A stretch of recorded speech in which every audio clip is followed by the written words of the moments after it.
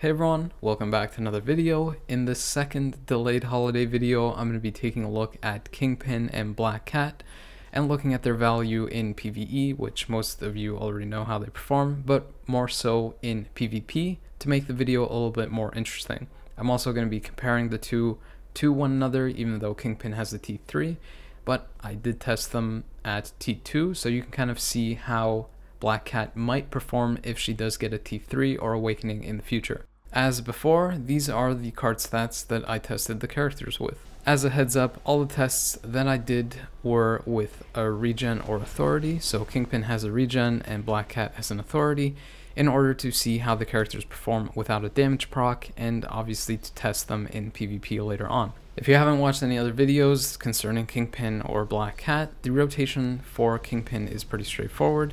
You just do 4, cancel 5, and that's pretty much the end of the rotation and where you'll get most of your damage. You cancel 4 initially to get the damage proc from that skill onto the 5th skill, and then you just follow up with your 3, 2, and 1 in order to fill up your ultimate faster. Once you get your ultimate filled up, the rotation is you use your ultimate and then instantly cancel that again into your 4 and 5. This rotation is assuming that you have a single skill damage proc like an energy or a destruction if you want to use Kingpin in PvP as well, even though he does have 50% penetration to all sources on his 5th skill. If you want to use him specifically for PvE, then a CTP of Rage will likely be the way to go, since most players are using him for the combat villain day to get the highest score there.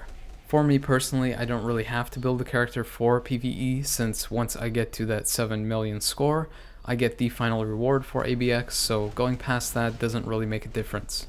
Regardless of how you choose to build him yourself, with no damage proc, I am able to complete stage 60 of Thanos with 1 minute and 14 seconds remaining. I almost forgot to mention for the rotation, when you use the 5th skill and you want to go into your other skills afterwards, make sure that you don't cancel the 5th skill until the car is kind of thrown away and there is an explosion after, because that lingering damage actually does a lot of damage to the character or enemy that you're facing. As you can see from the clip, with the T3 unlocked, I'm able to finish the same content 1 minute and 7 seconds faster. If you looked at Kingpin's base kit or his 1 to 5 skills, you would have noticed that he doesn't have all defense down that ignores immunity. That's only locked behind his ultimate skill. So that means that unlike some other characters that do have that all defense down on those skills, he won't necessarily be able to clear World Boss ultimate characters that are susceptible to all defense down as quickly as some other characters in your roster. But that's not exactly the case, because his raw damage is really good, he can fill up his ultimate fairly quickly, and his first skill actually has a very important effect on it. It gives you 2 seconds of paralysis, and the skill is on a 7-second cooldown, which with full cooldown of 50%, you're basically looking at 3.5 seconds. So that means for 1.5 seconds in the fight between rotations, is the only time that the opponent can do anything really. So basically you can perma-lock down World Boss Ultimate villains just by spamming the first skill. So with no T3, I'm able to complete stage 99 of Proxima with 1 minute and 58 seconds remaining. Then once I get access to the T3 skill, I'm able to clear the same thing with an improvement of 1 minute and 37 seconds. You can see that his base damage is really good, even though he doesn't have damage accumulation in his kit, since I'm able to complete stage 14 of Knull with almost 40 seconds remaining. And this isn't even with an optimal team, since I'm not using his own leadership and 2 supports. Also, if you're wondering what my score was in ABX without a damage proc, it was almost 8 million. So if you're not going for high scores in ABX, then you can consider not using a damage proc, especially if you're also not using the character in content like World Boss Ultimate or World Boss Legend. The question that now remains is, how does the character do in PvP? Well, to be honest, he isn't anything too crazy in the mode, but like I mentioned, if you're not really focused on using the character in other PvE content, and it doesn't really give you much use there, then the only thing left to do is to build him in PvP really. He does end up dying from characters like Silver Surfer, obviously, or characters that have Reflect, because he does have that high burst damage, and the lingering damage afterwards, especially when he uses his 5th skill. But you can see that his AI rotation is pretty good since he always opens with his 5th skill, giving him that penetration to all sources, as well as really high burst damage that essentially lets him one-shot very high health pool characters. If that doesn't finish them off, he usually goes into his 4th skill right after, which does a lot of damage and lingers around even if he ends up dying, followed by his 3rd skill, which kind of moves him around and heals him, allowing him to survive a little bit longer. This is why I recommend that the character, if built for PvP, should have either a CTP of Authority or a CTP of Regen. Both of them work really well, so it doesn't really matter too much which one you pick. Considering that his base damage and burst damage is so good, you can see that he doesn't require a damage proc to take out very strong characters. He can easily be able to take out characters like Sentry, Gilgamesh with supports, and even Doom. And as you can see from the repeated clips, he is pretty consistent in being able to do this. In Alliance Conquest, he won't necessarily be able to take out meta teams, but he does have the capability of taking out meta characters by himself. Like I mentioned before, because of the burst damage and quickness of the 5th skill, you're able to take down the enemy before they really get going and are able to do a lot of damage to you.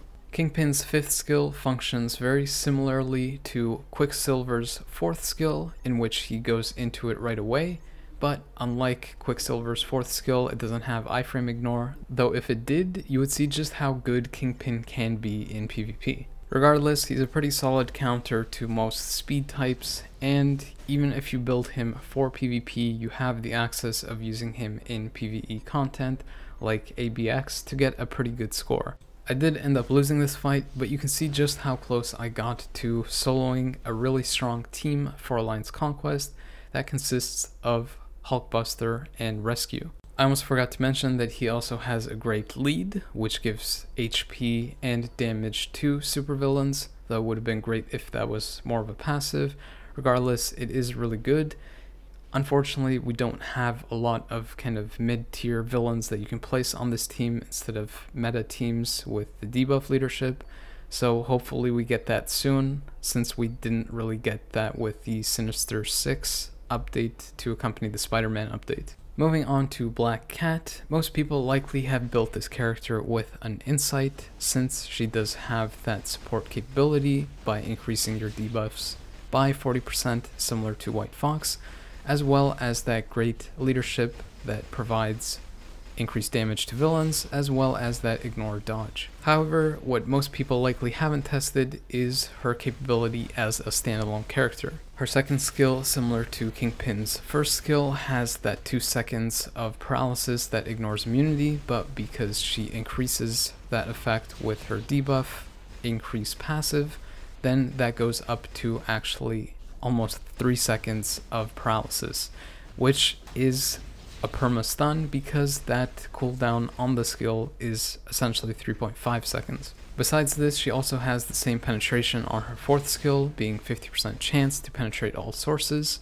However, unlike Kingpin, on her 5th skill she has 60% all defense down that ignores immunity as a max value, which increases up to 84% with her debuff increase passive. So depending on her damage buffs and her base damage, she should be able to outperform World Boss Ultimate bosses, at least the ones that are susceptible to all defense down. And if she's able to outperform Kingpin versus Thanos, then you know that she is more than likely gonna exceed him if she gets a good T3 or Awakening in the future. Again, specifically for PvE, as a standalone character, a CTP of Rage is likely her best option, because she has a lot of skills that you need to layer on that have damage buffs and kind of long animations and lingering damage in order for you to maximize her damage. Even though the team that I used Kingpin on versus Proxima wasn't the most ideal, I'm only 26 seconds behind Kingpin's clear time with him having the T3.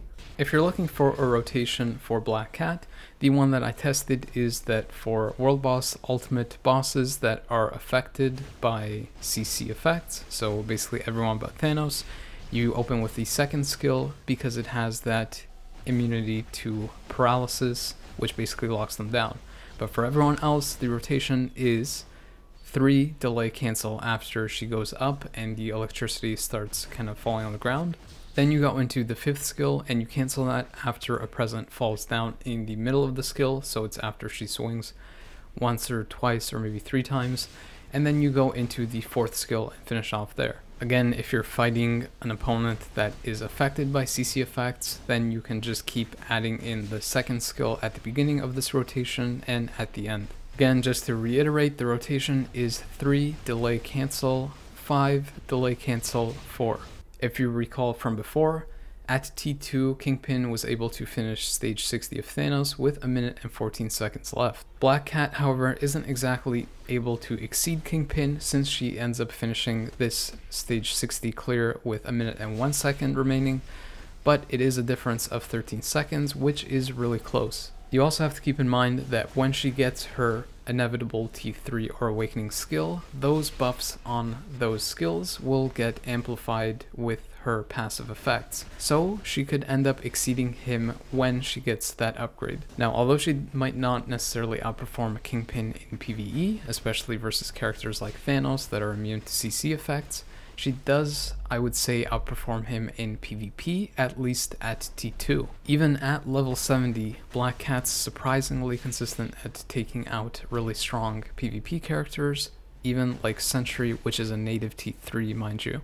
She obviously, like Kingpin, still struggles versus characters that have a lot of iframes or have Reflect as a passive, like Silver Surfer. But because her debuff increase effect is included in her passive as opposed to her leadership, then the leadership spot is open for debuff leads, meaning that the CC effects that she applies by herself or by other characters, if you use her as a support, allow you to essentially lock down the opponent or heavily CC them negatively. As you can see in these sped up clips, I can essentially survive against a Sentry by heavily debuffing him, and because she has those heals and iframes and a pretty good high base damage, I'm able to consistently take him out in timeline. In terms of a recommended build, I would probably go with a CTP of Authority first and foremost, because she doesn't have a lot of health, so a CTP of Regen isn't really in the question without her upgrade. You can also go with a CTP of Greed to boost her damage or a CTP of Insight to boost your team up, but she has a lot of beneficial CC effects that heavily negatively affect the opponent, so it's best to keep her alive as much as you can. You can see just how good she is in PvP if she can stay alive with an invincible like a CTP of Authority or an Obelisk, since I'm able to take down T3 characters all by herself with just random villains on the team. I did mention if she stays alive, but she does stay alive pretty long because of those iframes, and because if she's facing opponents that don't have a debuff cleanse leadership, then all those CC effects kind of lock down the characters pretty heavily, and she can stay alive even longer and do damage to finish them off. The teams that I'm using to take on the opponents aren't really anything great. It's meant to highlight just how good her solo capability is.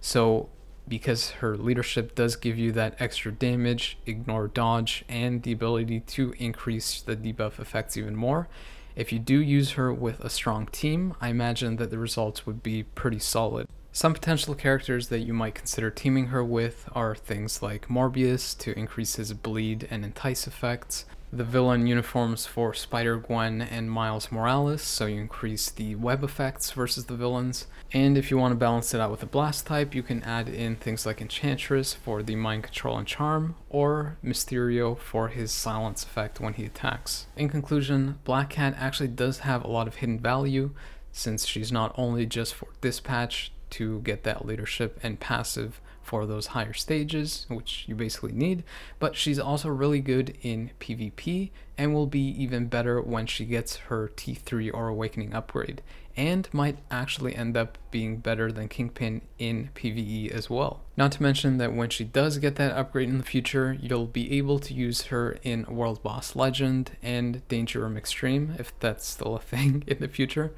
but that will give you even more value for the character. So if you still haven't gotten these uniforms and are wondering which ones to pick up before that sale ends, I would highly recommend picking up the Black Cat uniform, even if it's just for dispatch now, since she has the potential to be very useful in the future. Kingpin is obviously really good in PvE and is essential in ABX if you're pushing the score there.